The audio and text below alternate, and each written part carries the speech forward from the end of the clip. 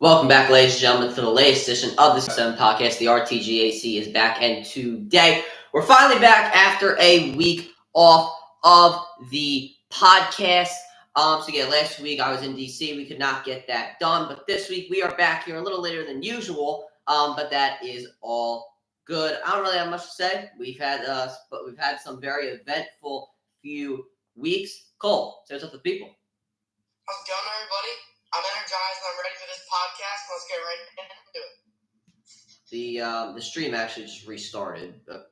I think, Cole, I've told you about how the stream just randomly restarts on me. So it is what it is. Anyway, to run down this edition of the CR7 podcast, we will be doing our Phillies weekly recap. We will be reacting to UFC Fight Night, which was one of the worst UFC cards in history. We have a whole new UFC 303 card. I talked about that on my video yesterday, but we will recap that today. And then we will be talking about Jake Paul versus Mike Perry. I said that should happen, so I will be reacting to that actually taking place. And then moving on to the NFL, Trevor Lawrence has re-signed a contract with the Jacksonville Jaguars that will make him the highest paid quarterback tied for the highest paid quarterback in the NFL. With Joe Burrow. Cole, we'll be talking about AAA will be officially using ball strike challenges. Could we see that in the MLB? We could possibly see that. Then we will be reacting to the NBA Finals. The Boston Celtics pulled it out in 5 games yesterday. Cole will be talking about Garrett Cole and Max Scherzer soon to return. Also, Mookie Betts out with an injury that will not require surgery, but he will be out for a considerable amount of time. And then we will wrap it up with Ryan's rants. Cole, the Phillies, I believe, have gone 6-5 since the last time we have talked, which was about 2 weeks ago. Talk about this team. Yeah, I mean, this is the longest we've had before covering them officially. So So the first bit that obviously they did solid. Did we get the Brewers, or were we going? I believe I think we got the first game. Gotcha. Yeah, we covered the first game. So yeah, I mean, you obviously sweep the Brewers. That's awesome. They were probably the best team you faced in a long time. And then you go into London, you split. I mean, it's not the worst thing in the world. The bullpen. I mean, Alvarado did pull that game. But he's not the worst closer. People are, after that game, on 97.5, they were, trashing him as being a horrible closer. He is our best closing pitcher. I don't know what we're doing trashing him. And, I mean, you split. It's not the worst thing in the world, but, I mean, you would have loved to go 2-0 against the Mets, obviously. I will say, on this huge road trip, Phillies fans have traveled very, very well. Even despite the underperformance of the team. Great showing in London, obviously. A lot more London fans who were Phillies fans than I expected. And then Boston. I mean, you win the first game with Wheeler on the mound, and then you just look terrible the second two. I mean, Christopher Sanchez got rocked. And then Nola got beat up as well in that series. Just not great pitching, series at all for what we're used to. I mean, I don't really have much more on that series again. Phillies fans traveling well to Boston for that. And again, for Baltimore, playoff atmosphere. That first game, Phillies fans, they stayed after the delay. You win it in 11. I want to say Alec Bohm has been our best hitter in the last couple weeks than anyone else on the team, frankly. I mean, he was tearing it up in Baltimore and then had a home run against San Diego the other night. And Schwarber's starting to get hot again. Mr. June, he's coming back. And, I'll go back to this Baltimore series. I mean, I didn't expect us to win with Walker on the mound. Again, I really don't think it should be a pitch count limit. It should be, can you get through the inning, or can you get through the lineup twice? He did do a solid job in New York, I will admit. And then Wheeler can't have. I did not expect that to happen against Wheeler. 4 home runs off him. Yeah. I mean, just not a great performance at all. And yeah, I mean, it was just horrible. And then you come back into Philly, and then you play incredible with Christopher Sanchez on the mound. Yeah, Trey Turner coming back. I think that's going to help us a lot. That means less playing time for Witt, who I don't like. That means more. That means like Sosa over Witt is pretty much what I'm saying. But yeah, I mean, I don't like Merrifield, and I like Trey Turner. Hopefully, we can get back into the swing of things. Coming up on these next couple series. I mean, you got Arizona, and then Detroit, who's been solid. You're obviously going to go up against Scooball in the second game there. That's going to be a real test because he's probably, I'd say, one of the leaders in Cy Young other than on our team. And then you got the Miami Marlins who, we won't get there yet, but yeah. Right. All right. So yeah, we haven't covered this team in a couple of weeks here, but the Brewers series, I thought that it was okay at best. The runs were not, you didn't score that much, but the hitting was good. The past couple of weeks, I'll be honest, the Phillies offense has been on a bit of a decline. You didn't have Marsh for some of those games. You didn't have Trey Turner. You lost JT Realmuto. One guy I will say, Cole, I don't believe you brought this up. Martian, who just got called up, he has been playing really good. Yeah, and I mean, last night we saw it. He hit 3 balls, all under 80 miles an hour, and I think he got 2 hits. Right. From what I recall. I think he had a few RBIs as well in that. Yeah, he had a home run against Baltimore as well. Right. So he has played very, very well. Hopefully that continues enough to it does not spark a debate whether whether he needs to play over Realmuto. I doubt that does occur though. Anyway, moving on. The Mets series, I mean, I expected you to split in that because of the fact that, you're in London. It's, you're so far away from home. Time zones are different. I would expect you to split there. As Cole mentioned, it is a little disappointing that they did blow that game, but it is what it is. Moving on to the Boston Red Sox series. I mean, you take the first game, you do very, very well, 4-1. The pitching looked very good. And then for the rest of the series, I just don't really know what happened. The Boston Red Sox are not that good of a team. It just seemed like maybe London hit you too hard. I don't know, but you won that first game. It doesn't really make that much sense on why you were able to lose those games. I was very disappointed in the Baltimore series as well. I really thought they could have pulled through there, and it may at least try to take one of those games, but they just played absolutely terrible on Sunday. I was very disappointed in the performance that they put on. I mean, Rob Thompson getting ejected, and you just played absolutely atrocious in that game. I'm trying to pull up the stats right here, the pitching stats. I will say, I was pretty fired up when Thompson got ejected. I thought that was, I've never seen, he's a really nonchalant guy, but right. Man, it was fun seeing him getting fired up for once. It was. I was very disappointed in Wheeler. Eight earned runs giving up, as Cole mentioned. You just don't expect that to happen with Wheeler. Only pitched for 4.1 innings. I was very, very, very disappointed in Zach Wheeler there. But you take this game against San Diego, and the schedule is starting to get harder, Cole. I've been saying this. The Phillies have a half-decent schedule going into the All-Star break. They're still, I believe, number 1 in the MLB in record, if I'm correct. Actually, they're number 2 right now. They're a game behind the New York Yankees and a game and a half, and about only a half a game in front of the Baltimore Orioles, but still number 1 in the NL. But as I have mentioned before, Cole, this is not going to be easier heading into the All-Star, after the All-Star break. You can say that they're easily going to win their division because the Atlanta Braves, they're done. The Washington Nationals are below 500. The New York Mets, while on a bit of a turnaround, don't look like they're going to be able to turn around enough. And then obviously the Miami Marlins have no chance.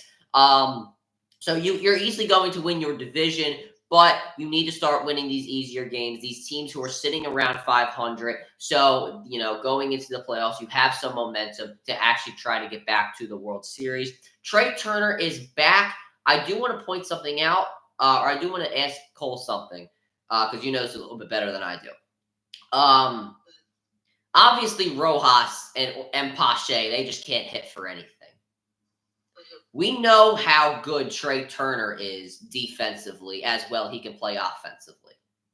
Amundo Sosa has played very, very well at shortstop. And if you remember last year, Bryce Harper moved from right field to first base. Would it be out of the realm of possibility for the Phillies to try to warm up Trey Turner or should have warmed up Trey Turner to try and play center field? I get your point there, but I wouldn't do it. I prefer Sosa in left field or center field. I understand that you want, because of Trey's speed, but you have to remember he's coming back from a hamstring injury. You can't test it that much. But I would not mind that going into, maybe later in the season, or, if something else happens, with your center fielders, maybe they trade for Luis Robert. I mean, it's not out of the realm of possibilities. I do really like that scenario. I mean, I really like Bob, and he hasn't been hitting great, so I think, the market would be a little bit less for him, but I mean, we obviously have a great farm. 4 prospects, I believe, in the top 100. We obviously have Painter and Abel, along with Justin Crawford and Coro. I believe, I don't know, he's like 99 or somewhere. But I mean, we can definitely back something up for Bob. But yeah, I wouldn't say move Trey Turner to the outfield. Maybe a little bit later in his career, but especially coming back from a hamstring injury, I would do it. I mean, I just mean for this season. But speaking of Luis Robert Jr., I was just going to bring that up about him. What do you think is possible to give up for him? Because these rumors have been starting to heat up very quickly. Mm-hmm. Yes. So I would not give up Andrew Painter. No, I think we need to hold on to him. Yeah. Mick Abel, I mean, obviously he's a great pitching prospect. He's obviously not injured right now, unlike Painter. So I think we could go Mick Abel and Justin Crawford. I mean, you could even throw in like Carlos De La Cruz or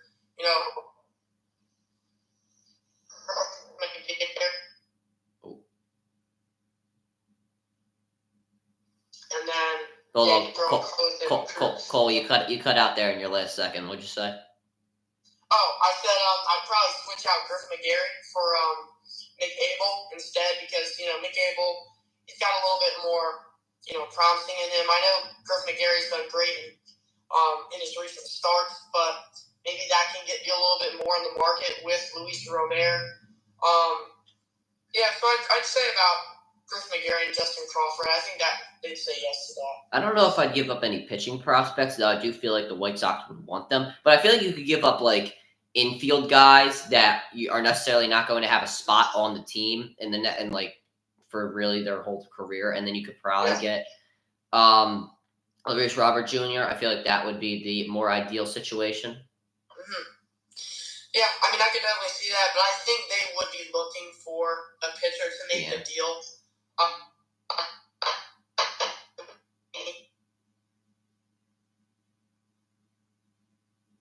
Oh boy. But I mean, I'm sure they'd much rather have a pitching prospect, and a hitting prospect as well. Obviously. I agree. Okay. I think that is it. So just to recap there, I could actually agree putting Sosa in the outfield and putting Turner at shortstop. Saying you don't get Luis Robert Jr., I feel like you are correct there.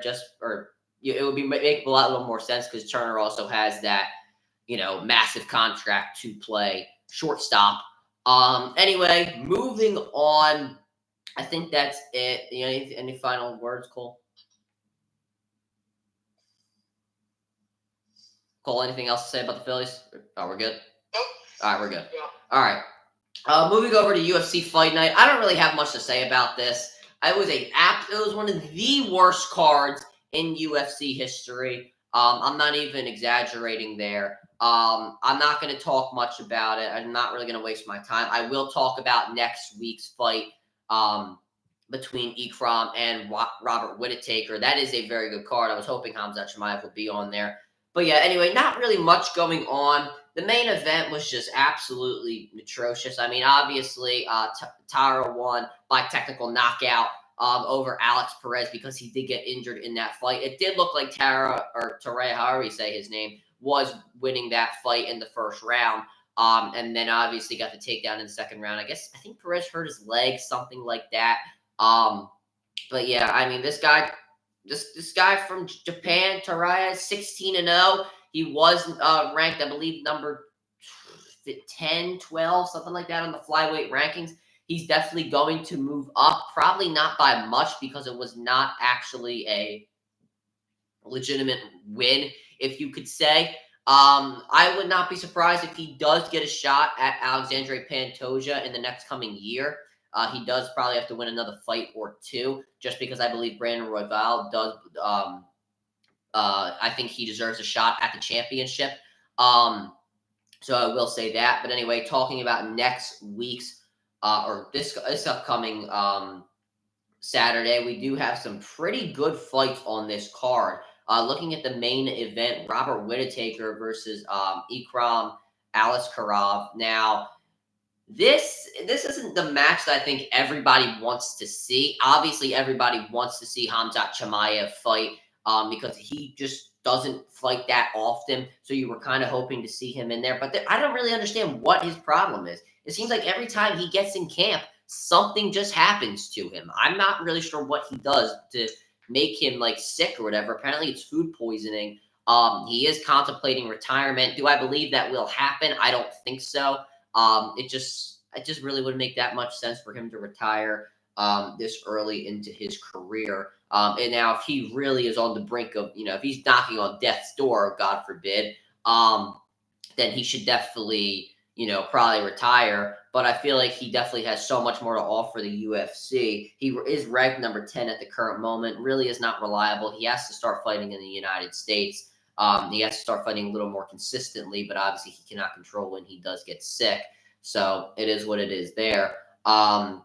I do think Robert Whittaker will take this fight. Ikram is just not, he just hasn't been on this level. He is 15-1. He is on a 3-fight win streak in the UFC, but he only has had 3 UFC fights. So putting him on the main event of this fight night in Saudi Arabia, I mean, it really was your only option. Apparently, Bo Nickel was offered this fight, but he was not available. He was in the mountains apparently or whatever, so he did not take this fight. It was a little too late for him, so he did not get the call. Apparently, Kamaru Usman was offered. I don't think I would like that. I would rather see him on a pay-per-view card.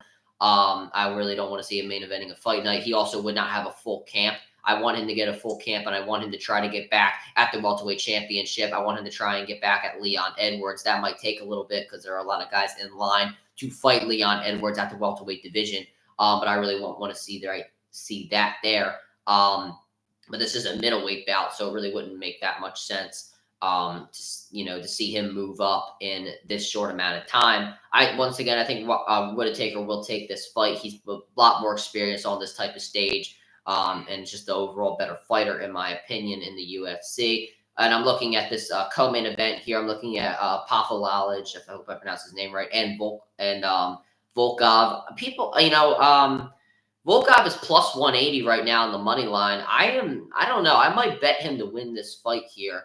I don't know. I feel like they're going against. They're doubting him. They're counting him out. I feel like he is going to pull this out. Also, Kelvin Gastelum versus Daniel Rodriguez. I feel like Gastelum will take this fight. I feel like 260 is a fair way to bet this fight. I do like that there. Johnny Walker versus Volkan. That's going to be another good fight as well. So this is a very, very good card. And I'm definitely going to be watching it very closely. Because you definitely, if some guys can win their fights in good fashion on a Saudi Arabia stage, then I definitely think that they could start making pushes for top 15 and top 5 fighters and stuff like that. Anyway, Cole, I don't know if you have anything on those fight nights. I don't know. No, I'll just talk about the Whittaker match. I do have Whittaker winning this. That's all I'm going to say. All right. Now, I do know you have something to say about this. UFC 303. everybody has known about this Conor McGregor thing for a while now. First thing I want to bring up, I want to talk about Conor McGregor, then I'm going to move over to the new card. Why was the press conference canceled? We get that McGregor was injured, right? But you're telling me he couldn't fly over to Dublin and just sit there in a chair and take questions and try to talk? It just doesn't make that much sense to me. Like, was it impossible for him to fly over? Like with the broken bone or whatever, or if it was broken or the metal snapped or whatever in his shin, I'm not sure. I saw Chael Sonnen say that they could have just had Chandler do the press conference, but it's in Dublin, so everybody's going to want to be there for McGregor. It really doesn't make that much sense to me why they really cancel the press conference. That's just me, though. But the fight overall, I mean, when can you do this fight? I don't really know when you can do this fight. You can't do this at 304. You can't do it at 305. 306 is going to be probably O'Malley. 306 is probably going to be O'Malley versus Merab in the spear. And then 307, you have to do Max Holloway versus Topuria. Then you also have to do John Jones versus Stipe Miocic. I didn't even bring that up in my video yesterday. You have to do all these fights. Cole, we might not see McGregor till December. Or maybe even in the new year. When can you do this fight? Unless you want to build a super card at 205 and try to have, like they did at 305, and like they did at 205, where they had a few title fights and McGregor became a 2-division champion there. I don't really see when you can book this fight and have McGregor on his own separate card unless you wait for the new year. I don't think Chandler's going to want to wait that long. If I were him, I would wait that long because of all the popularity that you would get from this fight. But it's honestly ridiculous. We might not see this fight until the new year or December. Yeah. I mean, what a pushback. I mean, from thinking you were going to see it, later this June to, maybe looking at 2025, it's just crazy to think about. Overall, I like the new card. I think this is a lot better of a card than the old card. I'm pulling it up right now. Alex Pereira versus Yuri Prochazka for the light heavyweight championship. This is going to be a scary title defense for Alex Pereira. Do I have him winning this fight? Yes, I do. But it's going to be a very scary title defense. Cole, this guy has to cut 22 pounds in 2 weeks. That's going to be ridiculously hard. He also is fighting on 2 broken toes, which is going to be ridiculously hard as well. Yuri Prochazka, it seemed like he was in from the beginning, is what we're hearing around from Ariel Helwani, which I will talk about in just a second because I don't understand people. And yeah, it seemed like he was in from the beginning, which was good to see. I am a big fan of Diego Lopez. I am very excited for him to fight Brian Ortega, who is one of the best featherweight fighters currently. Diego Lopez is one of the biggest rising stars in the UFC. What do you call it? I believe he has a lot of first-round finish. He has a lot of finishes. I think Dana White said in the video, like a 92% finish rate, which is just unbelievable. He can also get it done on the ground as well, which is really something that you like to see. Anthony Smith versus Carlos Ulberg. I think Anthony Smith is going to get absolutely killed. Carlos Ulberg, a heavy favorite coming into this fight. He's coming off a 6-fight win streak. I really am a fan of keeping on the card Michael Venom Page versus Ian Gary. I think that a lot of people are doubting MVP right now because people didn't have him beating Kevin Holland. Cole, we were talking about that for UFC 300. And I said people were doubting MVP, and I didn't like to see that. I think people are doing it again. The MVP, one of the fastest fighters right now at the welterweight division. I think he can get it done against Ian Gary, but we'll talk about my predictions. Cole will probably have them when we get into the UFC 300 card. But overall, this is a lot better of a card, but this is really all about McGregor. I think that we might not see this fight for a while. As I said, once again, unless you want to do this in the spear, but I don't think that would make that much sense. I don't think you want to have McGregor and O'Malley on the same card because you're kind of just marketing O'Malley as the next McGregor, which it would make it a little too obvious. I don't think that'd be the greatest idea. 305, I think, would really be the only time you could do it, which is in mid-August. Other than that, I really can't see this fight happening until December or January. Yeah, I agree. All right. And I will touch back on one thing. I do think Paige will beat Gary. I mean, I think they're counting him out once again, and I'm not going to be surprised when he's going to win this one.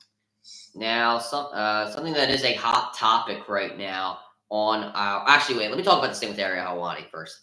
I think people are a little dumb because Ariel Helwani is a journalist. Like, he's an actual journalist. Like, he's not one of these fighters or players that just go into the talking business after, their careers. It really doesn't make that much sense for him to use inaccurate sources, that sources he's never really used before, and put that out to the press. I mean, that's just journalism for you. I mean, why would you use a source that you've never really used before, or a source that you know is not reliable, and you would hurt your reputation through that? It doesn't make that much sense to me. I don't think people really know what journalism is. People just think that because the UFC does not like Ariel Helwani, that they're going to feed him bad information. That just doesn't make that much sense to me. It's proven that he is right. He was right in everything he did report, but I was kind of confused on why people were saying that they were feeding him bad information. Anyway, something that we have been talking about for a long time here on this show, we've been talking about this for a while now, is Jake Paul versus Mike Tyson. Now, that fight is still happening. It will happen in November, but Jake Paul is still committed to fighting on July 20th. He wanted to fight KSI. Obviously, that is not going to be happening. But now he is going to be fighting Platinum Mike Perry. Now, I've been talking about Mike Perry for a little while now and how I thought he should be on this card, how he should be fighting Jake Paul on this date. And I am a big fan of this match. I'll talk about this first, and Cole, I'll switch it over to you in just a few minutes now. But I am a big fan of this fight right here. Do I think Mike Perry is going to win? I think he could definitely do it. People that are saying that, oh, he's just a retired MMA fighter, this like that. I don't think people have seen Mike Perry's bare knuckle fights. This guy can kill you in the middle of the ring. I mean, he is an absolute dominant bare knuckle fighter. Nobody has been able to figure him out, and I don't think anybody will figure him out in the coming matter of months or however long he wants to fight in bare knuckle. Now, this is boxing though, and you're wearing gloves. You're not fighting with your bare knuckles. Jake Paul is obviously more experienced in this. He hasn't really fought in that many real fighters. Now, Mike Perry is not actually a real fighter, which I think some people are going to use that excuse for to hate on Jake Paul if he does win this fight. I'm not going to do that because I really like this fight here. I really like this. I really do like this boxing match here. What do you call it? I lost my train of thought. So yeah, I'm not going to use that excuse for Jake Paul here. He is a little bit more experienced, but once again, he's not really fought a real boxer in his career. So it is what it is. I really like this fight. I'm a big fan of it. I brought it up how, Netflix, I'm sure, is going to like Mike Perry. A lot of people know Mike Perry's name because of bare knuckle fighting. People also know him from MMA. People, Cole, you now know his name because I brought him up a couple of times. You're going to know his name more once you see him on July 20th. Yeah, well, we're going to know him on July 20th because it's going to beat Jake Paul. And I don't see Jake Paul even coming close. I got Mike Perry knocking him out. Okay. Because, I get all the kids like Jake Paul, but I frankly don't care. I think Mike Perry is so much better. And, I don't think Jake Paul has, the footwork or the bare knuckle fighting, again, to beat Mike Perry. I don't think this one goes the distance. I mean, there's a chance Jake Paul knocks him out, but there's no way this one goes the distance. There's going to be way too much media around it. Again, there's just no way this one goes the distance. And if I'm going to pick one of those guys to knock one another out, I'm going to pick Mike Perry to knock out Jake Paul. All right. Now, about November, I don't think the Mike Tyson versus Jake Paul fight should be happening. I don't like it. It's just not a good fight. I mean, at this point, Mike Tyson, he had health problems. I think it was because of his camp, because I think he was training too hard. And I just don't think at 58, by the time he's going to be fighting 59-year-old body, is going to be able to take a full camp like that. Cole, I've mentioned this before, and I'll say it again. you can look so good one day into your training, but when you actually get into it, how good are you actually going to look? I think the Mike Tyson fight should just be called off. I think it's a gimmick fight. I don't think it's anything. It's not going to help anybody. And at the end of the day, why Mike Tyson is doing this, most likely for the money, but I just don't see why you would want to do this. It's obviously not going to hurt his legacy in any way, shape, or form, but I just think it's stupid. I don't think, Cole, I don't think you have anything else to say about this. Yeah, I don't have anything else to say. I agree with you, though. I mean, you already have a replacement fight at this point. I mean, what really is the point of Mike Tyson coming back to fight Jake Paul at what you said, soon to be 59? There's just really no point in him, fighting, especially because, again, the health concerns. I mean, he did get injured. I'm worried about him getting injured again. And, yeah, like you said, I don't really see a reason why they would, All right. A bit of breaking news, not really that much. This came out an hour ago. Top Rank won the rights to Devin Haney. This is coming from Michael Coppenginner of ESPN. Top Rank won the rights to Devin Haney, Sandor Martin, WBC junior welterweight title purse bid today with $2,420,000. And this will remain to be seen if Haney will proceed with the fight or vacate. And remember, his WBC title was not on the line against Ryan Garcia because he did not make weight. So anyway, moving on into the NFL. Cole, Trevor Lawrence has signed a deal for 5 years, $270 million. I think I'm on the point there. If you could fact check. $75 million.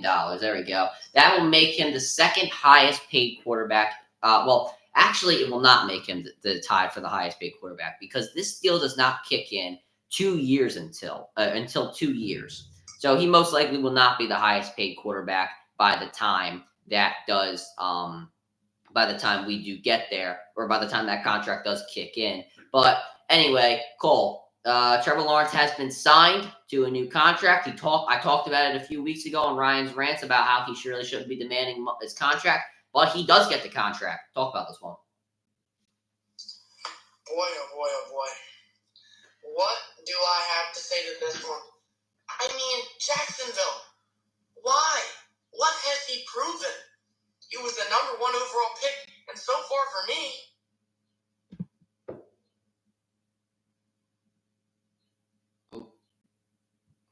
Justin Herbert practically gave you that win because, frankly, I believe if they just kneeled the ball the rest of the game, they would have won. I mean, what has he done? He's lost the division to a rookie quarterback last season. I mean, you look at this, this Texans team going into the next season. Oh my gosh, the Jaguars had the divisional loss. I mean, you go into this season and you're like, oh, well, Damian Pierce fell off. Devin Singletary's so bum. He's washed. He's old. You got Nico Collins and Tank Dell. They've never had a good season in their life. Robert Woods, no thank you. I mean, you look at this team, you're like, wow, how did they not make the playoffs? I mean, what is Trevor Lawrence doing? He had a must-win game, to make the playoffs, and he lost it. I mean, how does he deserve this contract? I mean, I understand, yes, okay. He had 1 playoff win. That's not enough for me. I mean, he really doesn't have any accomplishments, any records, anything, frankly. I mean, he hasn't been that great. He hasn't really led his team to anything. I wouldn't have paid him if I was Jacksonville. I mean, I'd say, you know what, if you're this good, ball out this year, we'll give you the most money a quarterback has ever seen. I mean, do you have anything on this? I don't think he was deserving of the contract. Okay, so the key detail that I mentioned earlier, I think is very significant. Now, I didn't know this originally, but now I know. this deal's not going to kick in until 2 years from now. A lot of quarterbacks are going to get paid by then. You know, Dak Prescott's going to be paid. We'll talk about that in a second. Brock Purdy is going to be paid. Tua's going to get paid. There's a lot of guys that are probably going to get paid more than him. And by the time this contract kicks in, he'll probably be the fifth or sixth highest paid quarterback in the NFL. And if you can make your team a bit better, I think that this deal is not going to look as bad as it originally did. Do I think that he should be tied right now with Joe Burrow as the highest paid quarterback in terms of money if the contract did kick in now? Absolutely not. I don't think there's any, I understand that Trevor Lawrence has a lot of leverage over the Jaguars because it's either me or you don't have anybody else. Because who else are the Jaguars going to go to? You saw what happened with the Colts and Andrew Luck, where he abruptly retired, and then they had to use veteran quarterbacks for the next couple of seasons so they could go get Anthony Richardson, and that took about a few years off of a chance for them to compete for playoff spots and so on and so forth. So they can't really lose Trevor Lawrence.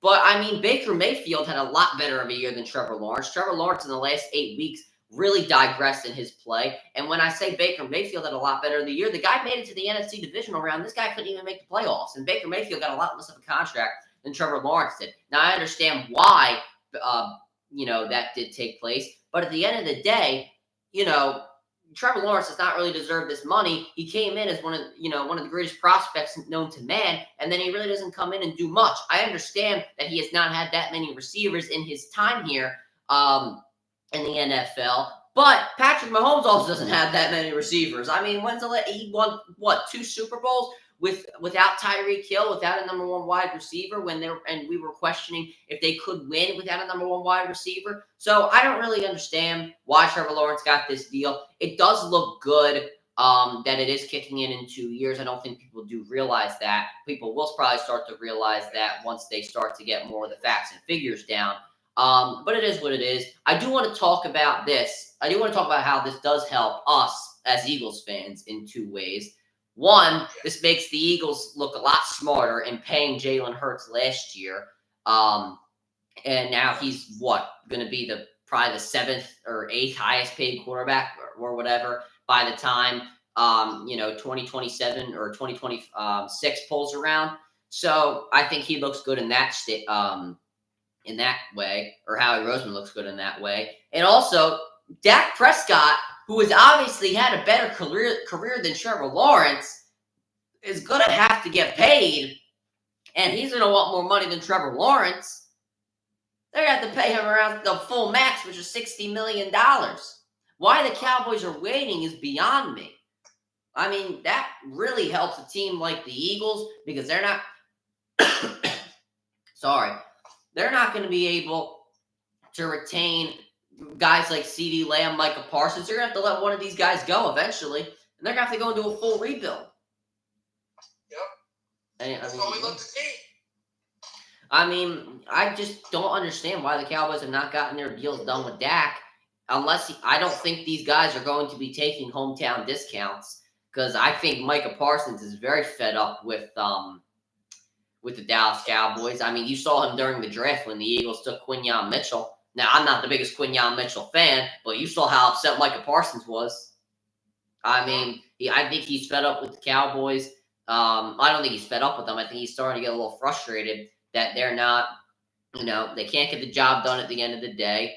And they're not paying anybody the money that they think that they deserve. So they're going to lose out on some guys. They've already lost out on a bunch of role players.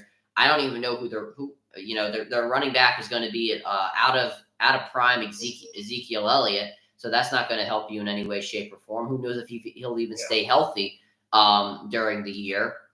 So yeah, the Cowboys are in very big trouble here. I'm definitely not being biased, because that's what everybody is saying, no matter who you talk to.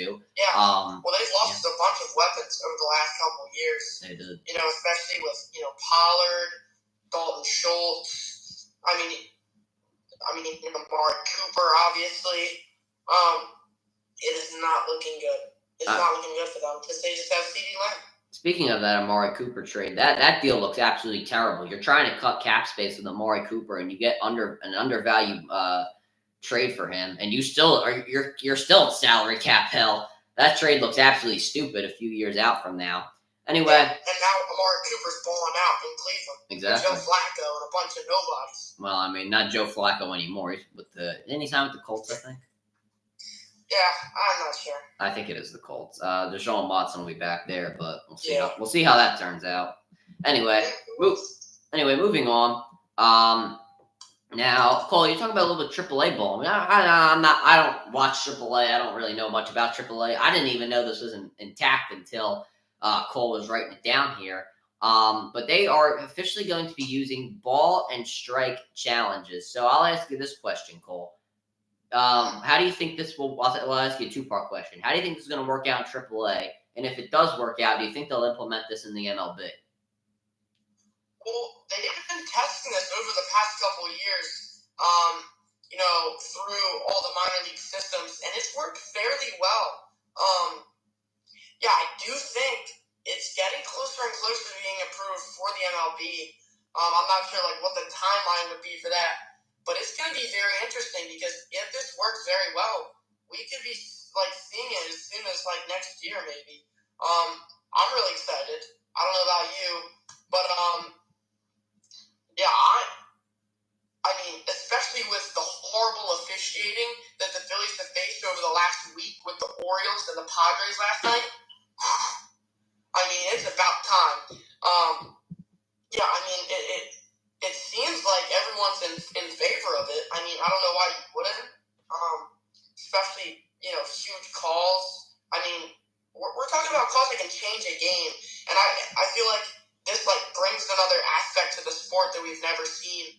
This brings AI we're introducing and, stats, and it's obviously been around, but we haven't been using it in the game, to the best of our ability.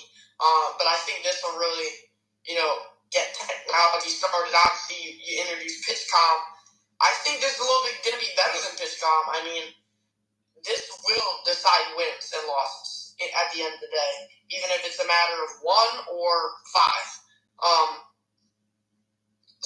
I'm excited, and I hope this gets implemented in the MLB as soon as possible because I'm sick and tired of seeing the Phillies getting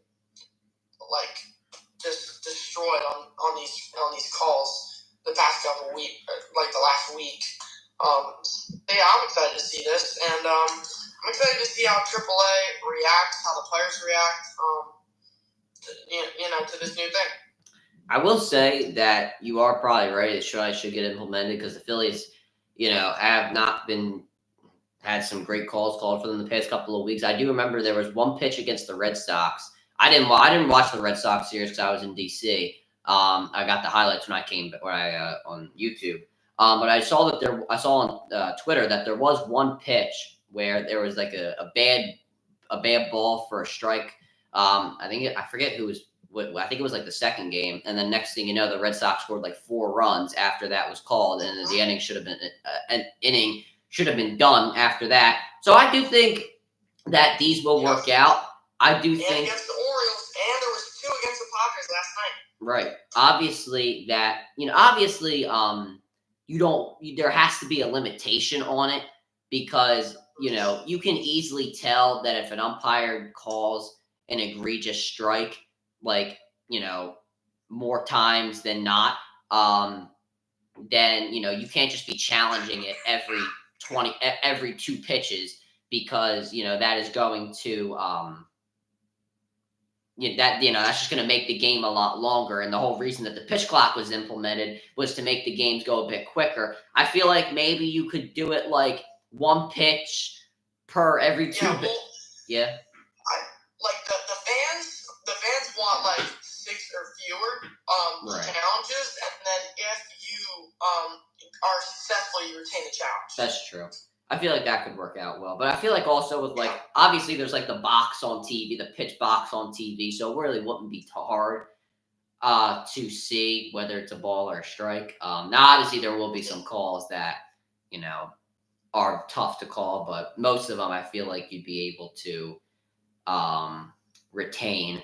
But anyway, I think this is a good idea. I didn't really know they were doing this. I wouldn't have known unless Cole told me, was telling us about this here. It is what it is. I think it'll turn out well. I think that I think it'll be good. I think it'll be good for everybody involved. Hopefully it does work out. If it doesn't work out and then it gets abandoned, then at least it wasn't used in the MLB. All right. We're going to stick with baseball, and then we'll get into the main event, as you will, with the NBA Finals, because we were not able to cover any of that while we were on a bit of a break. So moving over into the MLB, the Major League sort of side of things. Garrett Cole, Max Scherzer soon to return. The Yankees, they don't necessarily need Garrett Cole, as I mentioned earlier, have the #1 record in the MLB, but they can definitely use his firepower. The Texas Rangers, however, they are 33-39. Not a great start to the year for the World Series champions. They're definitely going to need Max Scherzer back ASAP. Mookie Betts also out with an injured wrist, I believe it is. He does not require surgery. So he will be out for a considerable amount of time. Cole, start with Garrett Cole and Max Scherzer. How will these guys impact their teams once they return? Yeah, Garrett Cole is going to be a problem with the Yankees. This Yankees team, we're talking about the best team in baseball right now, getting the best pitcher last year. I mean, oh my Lord. That's all I have to say about it. You're looking at Carlos Rodon, Marcus Stroman, Nestor Cortez, Luis Gil, who is probably the best rookie in MLB right now, and Garrett Cole. That is a very scary rotation, especially when you're going to be facing that team in the playoffs, even in a 7-game series. This is one of the scariest rotations in the MLB. It's the Yankees, the Phillies, and I'd argue the Red Sox have a solid rotation as well. Orioles, if they didn't have an injury every other day. If they didn't have an injury every other day with, all the problems they've been dealing with. But I mean, yeah, Garrett Cole is going to cause some ruckus in the Bronx. And I'm scared right now of what the Yankees are going to do in these next couple weeks, because either if you go very, very well, or it couldn't go that well because they did lose Rizzo. LeMahieu, they got back. He hasn't been playing well at all. I mean, their outfield has obviously been tremendous this year. Stanton stepped up as well. Volpe's looking like an all-star. I mean, yeah, that's pretty much all I have on it. But yeah, he's going to be definitely a problem. I don't think that losing Rizzo is going to hurt them that much because he hasn't been that great. And LeMahieu's kind of like the same. But yeah, I mean, he's definitely going to cause some problems there in New York. And then I'll just move straight on to Max Scherzer. This is what they've needed because, frankly, the Rangers' starting rotation has not been good at all. Eovaldi, John Gray, Dane Dunning, and Andrew Heaney. They've been solid. I like Eovaldi and I like John Gray. They've been okay. Their records haven't been that great, but Max Scherzer is going to be that guy for them. And I'm tentative on what he's going to do when he comes back. Obviously, Kirby Yates has been incredible closing for them. They got back Jacob deGrom. Well, he plays for 20 seconds. Yeah, he plays for 20 seconds and then he gets injured. Yeah. So. Yeah. But anyways, Max Scherzer, he's going to need immediate impact because they got a chance at this division still, and yeah, I mean, everyone in this division has been pretty horrible. Mariners, Astros, Rangers, and Athletics. I mean, someone's got to step up eventually, and I think it's going to be the Texas Rangers because of Max Scherzer. And I think he's going to, bring that veteran ability, responsibility, and leadership to that pitching group, and really help boost this team to where they need to be, later in the season, and especially heading into the All-Star break. I mean, I see. Here's my problem with it. I'll talk about Scherzer first. Here's my problem with Max Scherzer. Like, is he going to be able to last? Because he's getting older. He's not some spring chicken anymore. He's getting older. So, is he really going to be able to last? Throwing with the pitch clock. Throwing 70 pitches in about a week per game. If he's saying he goes that far. I don't know. I feel like hopefully he can last. The Texas Rangers definitely need him. It's good that they got him at the trade deadline. So, he had that fresh arm and fresh ability, but he did not last that long into the playoffs. I mean, he was injured throughout the entire time. So, he's not going to be fully healthy when he comes back, and I doubt he will be healthy for that remainder of the time. Hopefully the Rangers can turn this around because you definitely want to see them compete because because they pulled out that championship last season. Garrett Cole, I completely agree with Cole, with this Cole here. That with him back, they're gonna have the best starting rotation in the MLB. Hopefully he does not get injured hopefully he doesn't play as well as he did when he does return. Just so if the Phillies ever meet them in the World Series, we don't have to put up with them as much. But I agree with Cole. Once he does come back, they're gonna have one of the best rotations in the MLB. Cole also did mention that, their infield with LeMahieu and Rizzo, not playing as well. Rizzo is injured, but, how much do they really, they don't really need him. Yeah, how much do they really contribute to the team overall? It's really more their pitching, their starting rotation, and Judge and Juan Soto, who have been on a tear as of late. So, yeah, I don't really think that matters too much. But once they do get Garrett Cole back, they definitely will be a problem for everybody. There is no doubt about it. I don't think they should rush him back at all because they don't necessarily need him. They have the best record in the MLB without him. Let's say they don't have the best record in the MLB with him in there. So I wouldn't rush him back, but hopefully for the Yankees' sake, they do get him back ASAP. Moving on to the Los Angeles Dodgers and Mookie Betts. He is injured, out with a wrist injury that, as I've mentioned a couple times, will not require surgery, but will be out for a couple of weeks. And before I do turn it over to Cole here, JT Realmuto has said that he wishes to come back in about 3 weeks' time before the All-Star break. Hopefully he is able to come back for the Phillies' sake and for our sake as fans. But anyway, moving over, sticking over here with Mookie Betts and the Los Angeles Dodgers. Cole, talk about this. Talk about his injury. Yeah, so I'll do Mookie, and then I'll touch on that JT comment. This Dodgers team, I mean, this just sucks for them. I'm just gonna be completely blunt. Yamamoto's injured, Bobby Miller's injured, Joe Kelly's injured, Ryan Brazier's injured, Max Muncy's injured, Mookie Betts is injured, and it's not looking good. I mean, I'll give them the benefit of the doubt. They do have a solid backstep infield. Enrique Hernandez, Gavin Lux, Miggy Rojas, Chris Taylor has not been good at all. But, I mean, this team has been riddled with injuries. For being, them spending $1 billion over the offseason, I mean, they just haven't played up to par. I mean, they're getting beat by the Phillies. Record-wise, this is a huge blow because Mookie Betts is their best hitter, in my opinion. You can make a case for Ohtani and Freeman, but, I mean, Mookie Betts, I believe, is the best hitter in the MLB right now. Hitting for average, power, RBIs, behind Aaron Judge. But, and Juan Soto, matter of fact. Mookie Betts, I want to say I hate to see it, but I really don't because the Dodgers, I mean, they've been here.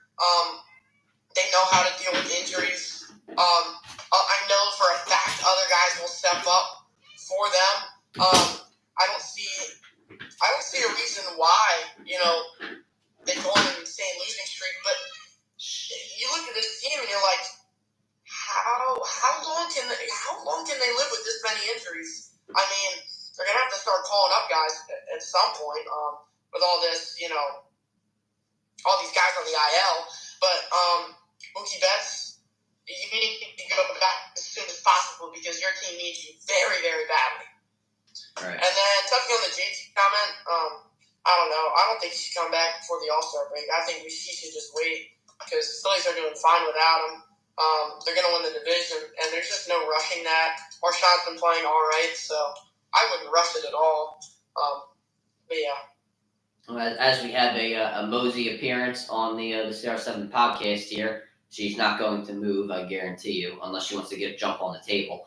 But anyway, Yeah, with Mookie Betts here, I mean, I don't disagree with you that this is a big blow for them because he is their best hitter. I think that he was my front runner for MVP right before he did get injured. I'll ask you about that in just a few minutes.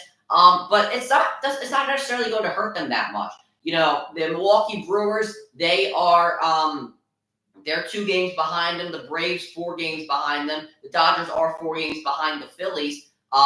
So it really doesn't make that. It's not going to hurt them incredibly. But it obviously is going to hurt them. It's going to hurt them record wise, but it's not going to hurt them really within the standings because with Mookie Betts, they were not coming close to the Phillies. But without him, they're not going to come close to him. Really, they're not really going to come close to them.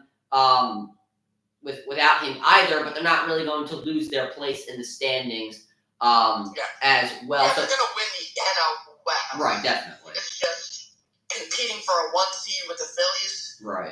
That's really what they were jonesing for, obviously. Right.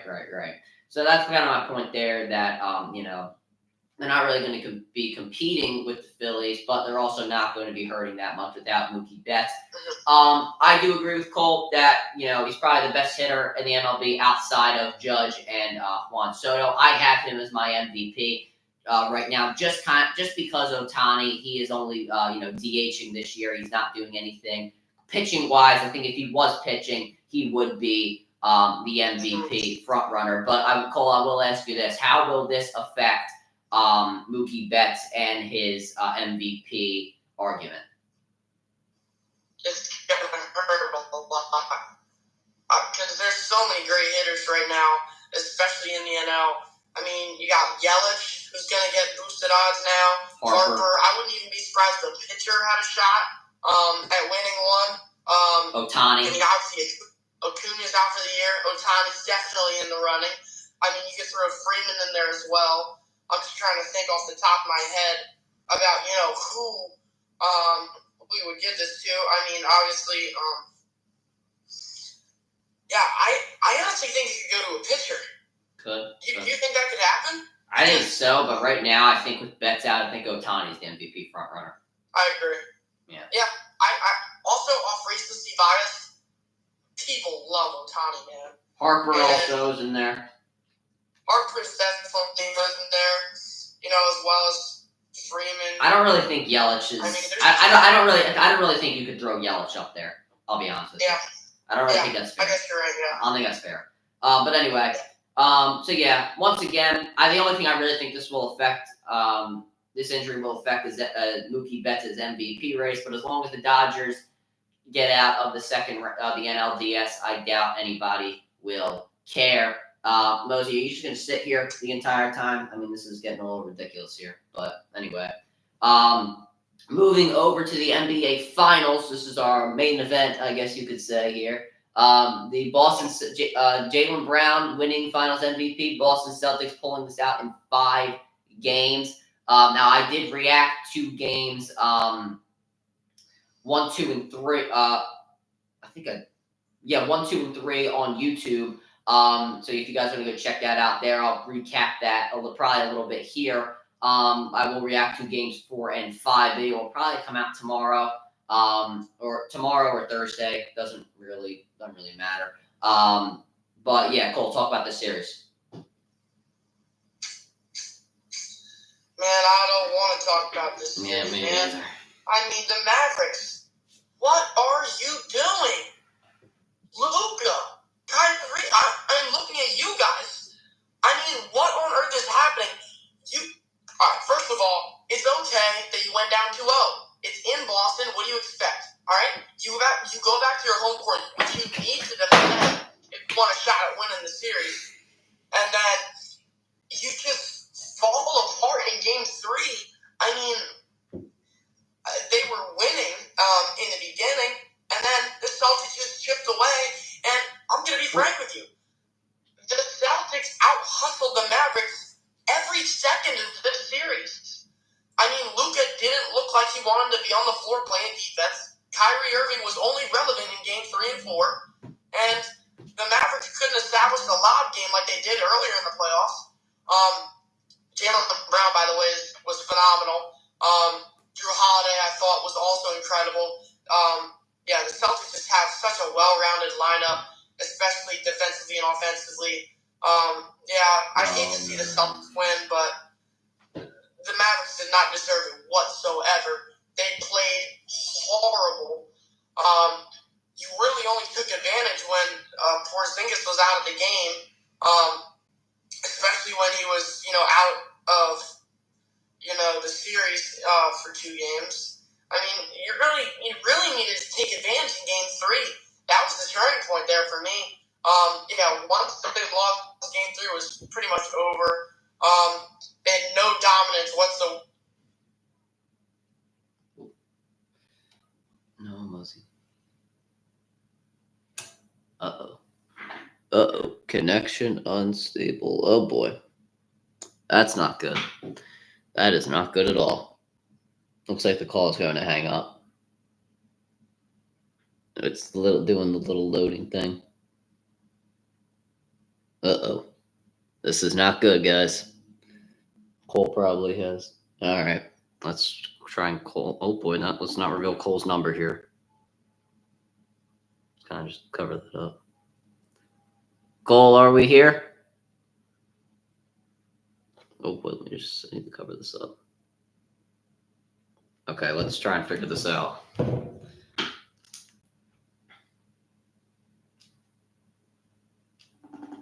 Oh boy. Well, Cole's all right, something happened with Cole.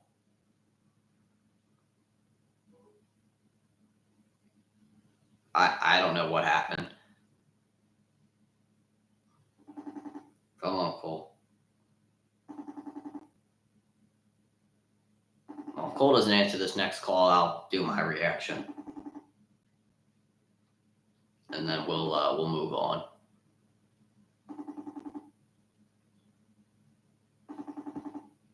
So shoot him a text as well.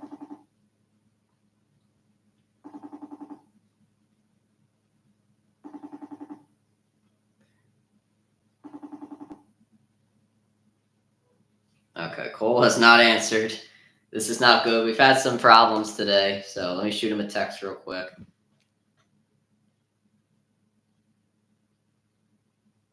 All right. Anyway, let's talk about games 3 and 4, or 4 and 5. Sorry. Anyway, I gotta pull up the stats. Okay, games 4 and 5. Game 4, I mean, the Mavericks absolutely dominated. Boston just could not score for anything. 36% from the field, 34% from 3. I just was not liking what Boston was doing all day. Luka, Kyrie, good games. Hardaway actually had a good game. I feel like role players. Oh, Cole. There's Cole. There we go. What the heck happened? Phone died. Oh, phone died. I thought so. Yeah. All right. Unfortunate. Unfortunate indeed. Okay. Continue. All right. So, like I said, I don't really have much more on this. Like I said, Celtics, I mean, they really just took care of business here in this finals. A little bit of a Mickey Mouse run, I will say. But, again, well-deserved. They absolutely crushed the Mavs. Still not a fan of Jason Tatum copycatting everything after he won the finals. But it's what it is. I agree.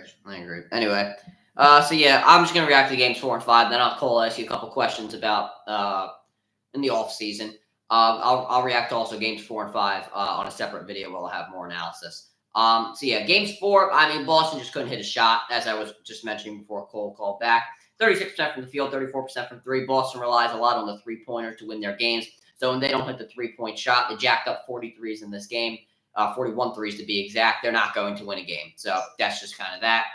Mavericks, a pretty impressive performance. 50% from the field, 40% from 3. Half decent game.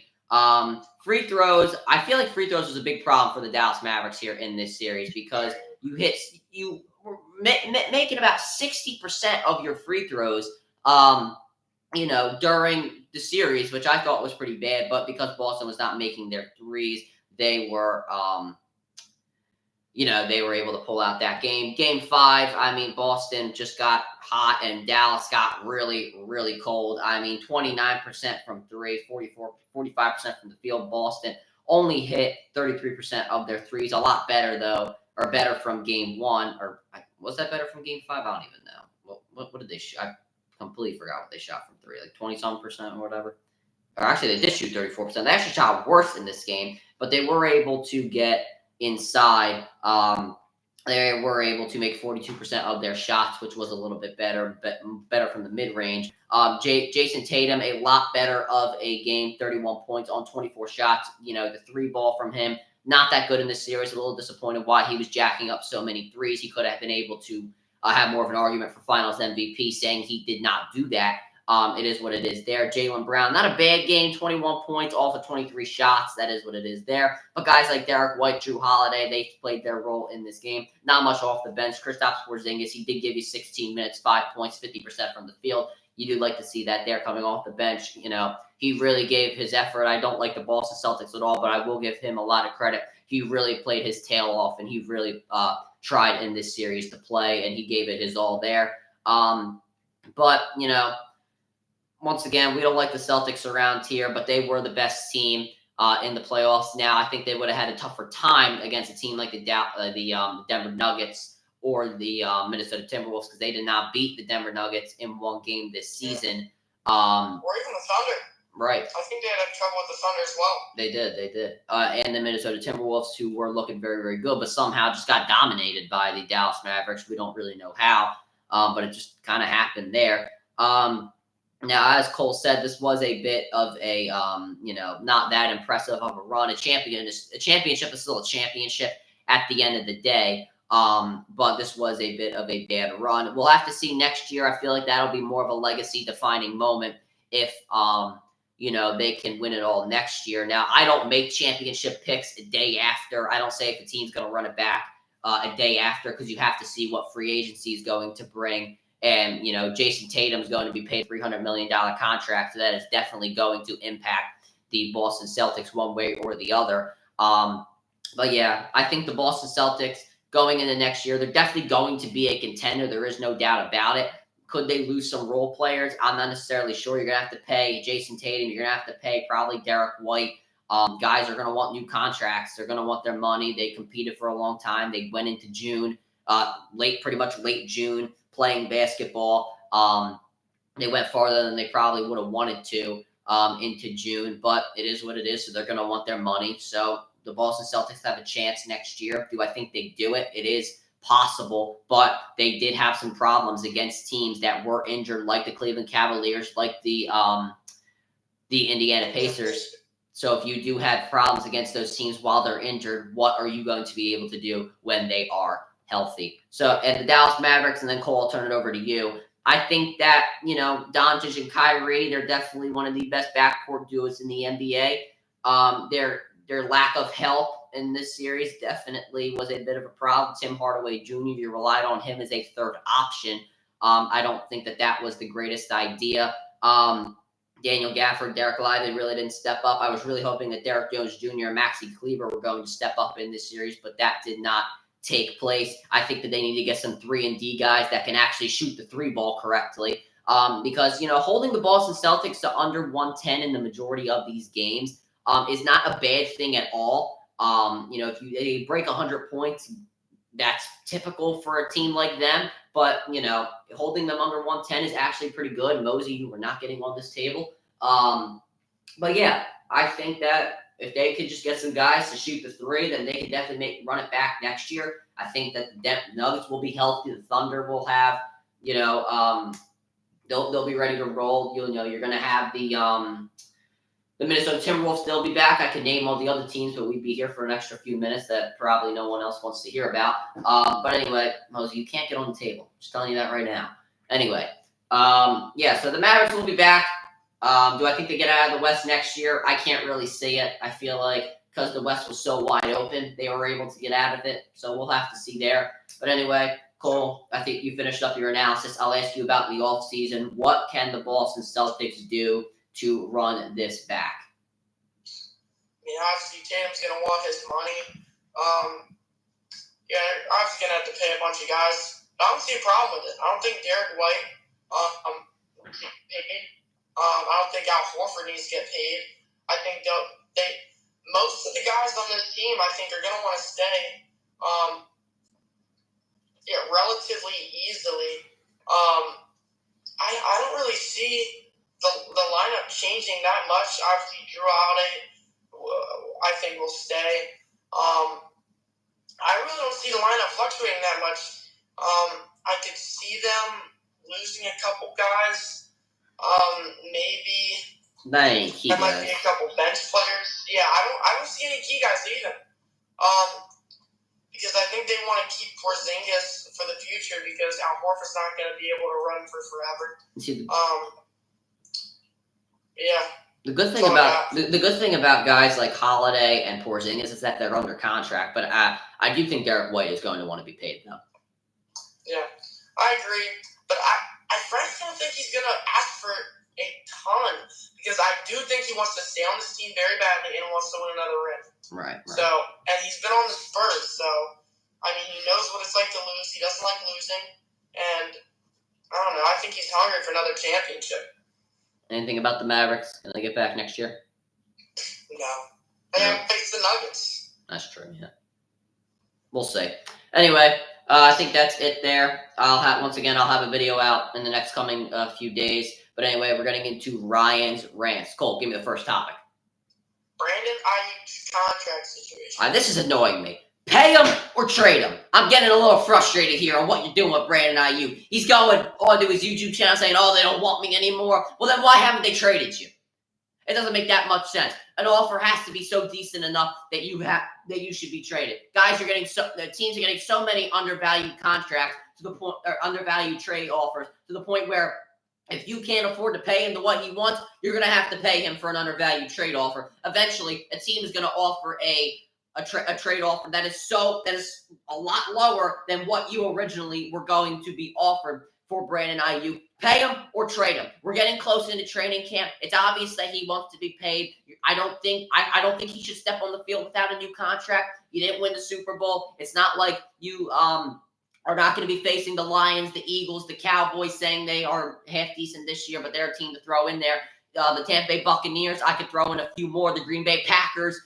There's just some teams that you're going to have to face this year. It's not like you won the Super Bowl. It's not like you're guaranteed to get to the Super Bowl next season. I don't step on the field without that contract. I agree. Next one up, Jamal Hill. Now, Jamal Hill's a little annoying me right now. Now, obviously, this came out, a few weeks ago, but we didn't film the podcast a few weeks ago, so I'm going to talk about it now. He's talking trash to Alex Pereira, saying he's coming back for the light heavyweight championship. Well, first thing, you have a knee injury. You're going to be out for a considerable amount of time, so I wouldn't be talking trash. You probably knew that knee was hurting while you were in training camp, so I don't want to hear that. Second thing, you probably weren't even going to win that fight against Carlos Ulberg originally, so I don't want to hear that either. And third thing, Alex Pereira slapped you with a left hook. Your name is Jamal Sweet Dreams Hill. Well, guess what? You got slapped by a left hook. That would be considered a jab to most fighters. I don't want to hear it. And the media hyping up Klay Thompson. Now listen, Klay Thompson is not a terrible player. Obviously, 0 for 10 in a play-in tournament game against the Sacramento Kings is just absolutely atrocious. But he's not a bad player. We averaged, 17 points on 39% shooting from three last year? That's not bad at all. That's actually a pretty half-decent player. That type of player gets $20 million contracts in the NBA. But because it's Klay Thompson, and because he's going to have such a big role on the team, he's going to want a lot bigger of a contract. Now, people are saying which team he could go to. People are saying the Philadelphia 76ers. Well, I don't necessarily agree with that. It could happen. The New York Knicks, the Orlando Magic, the Dallas Mavericks. He's going to have a really big role on this team. You're considering, or you're saying he's playing so terrible on a big role with the Golden State Warriors. Why do you think that's going to change in a new city, in a new home, in somewhere that, somewhere you've been on the Warriors for how many years? Did it go out again? Okay, it didn't go out again. You've been on the Warriors for so many years. What makes you think that he's going to astronomically play better in a whole new city? It doesn't make that much sense why you're hyping him up to be this number 2 option on a championship team when he couldn't get it done as a number 2 option on the Golden State Warriors. Yeah, I agree with you, Ryan. We'll see. We'll see. Hey, I will ask anything about Brandon Ayuk. Anything else? Any further statement about that? Because that's a big thing right now. No. All right. I would be surprised if he went to the Panthers, though. What do you call it? The Commanders have also been thrown in there, but I don't think that's a good idea. Yeah. Because like you have such a good receiving core, but then also you're trading away assets. It just wouldn't make that much sense. Yeah. The Panthers might be a good idea, but I don't think he'd want to go. The Steelers have been considered, but I that just doesn't seem. Ooh, you know what? I like the Steelers. The Steelers have been considered, but at this point, if you're the Steelers, I would just be like, you guys are waiting too long, and we're about to go into training camp soon in about a month's time. So really, what's the point? So I don't know. Maybe next year, or maybe he will get traded. I don't know. You don't typically trade your number one. You don't typically trade for a number one wide receiver in the middle of the in the season. It just doesn't make that much sense because your quarterback needs to develop chemistry. But we'll have to see there. Yeah, we probably will have another edition next week. I think that'll be a bit later though. Your boy's going back. Your boy's going to work, baby. Boy's going to work. Cole, I know you have bio. You're taking bio at the prep right now, so we do have some schedules, but we should be able to get another edition out for you guys, hopefully next Tuesday or Monday. But that'll do it for the latest edition of the CR7 podcast, guys. We will see you later. Peace.